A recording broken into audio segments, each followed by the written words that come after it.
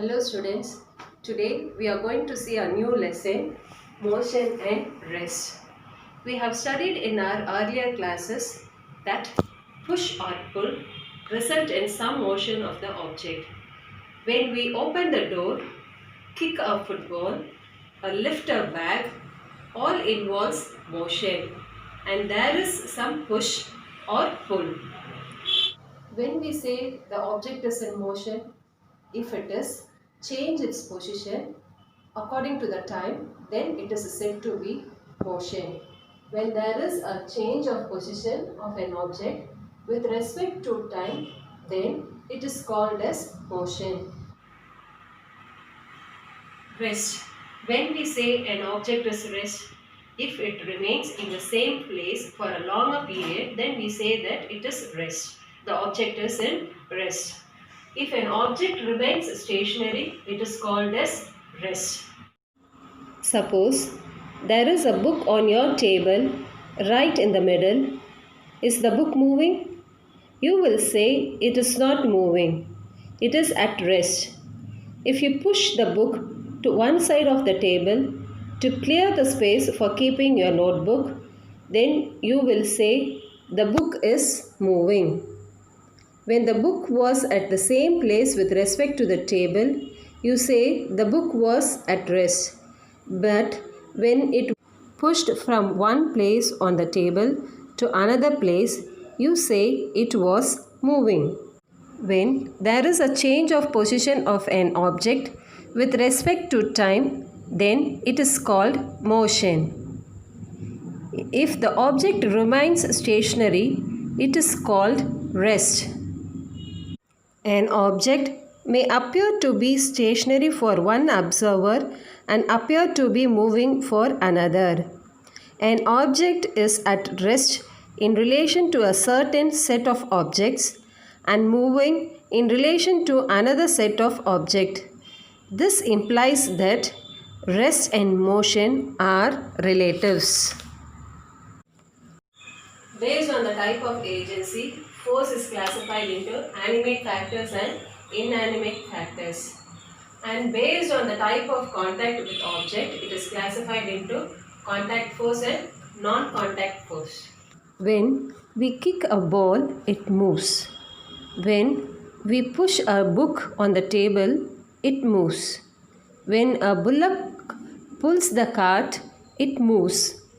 Motion occurs when the object is pulled or pushed by an agency.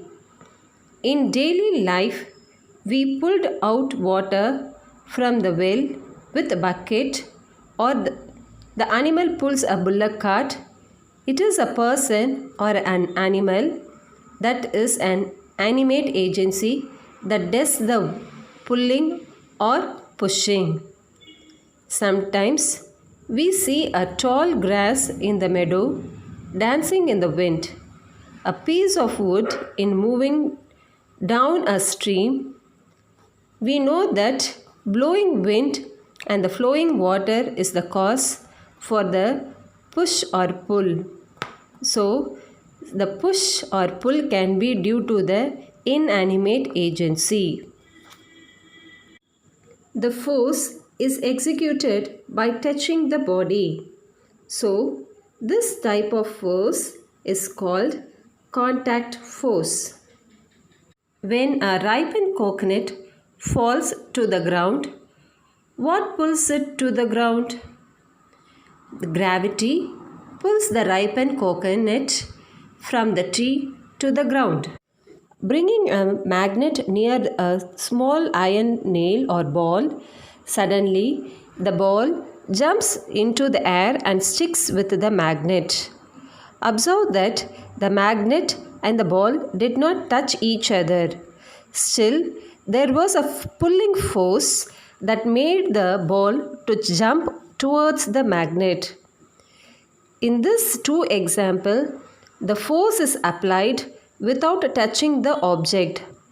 Such force are known as non-contact force. Force can be classified into two major types: contact and non-contact force. Wind is making a flag flutter. A cart pulled by a bullock or contact force.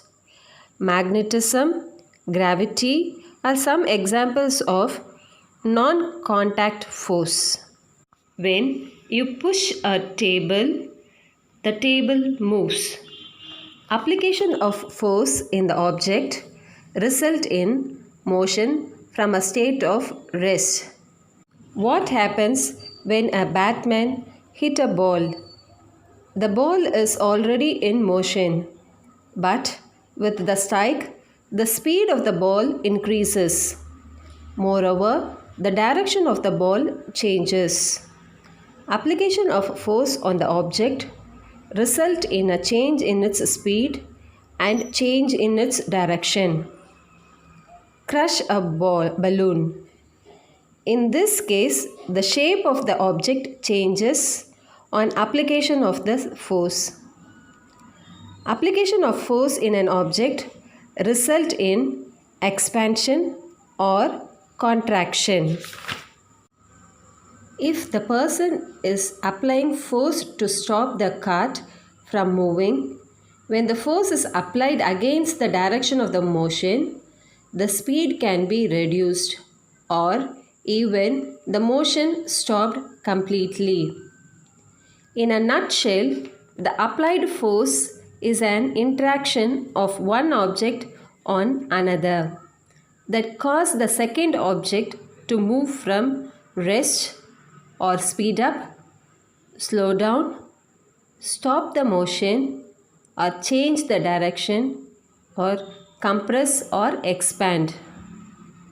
Force can change the state of the body from rest to motion or motion to rest.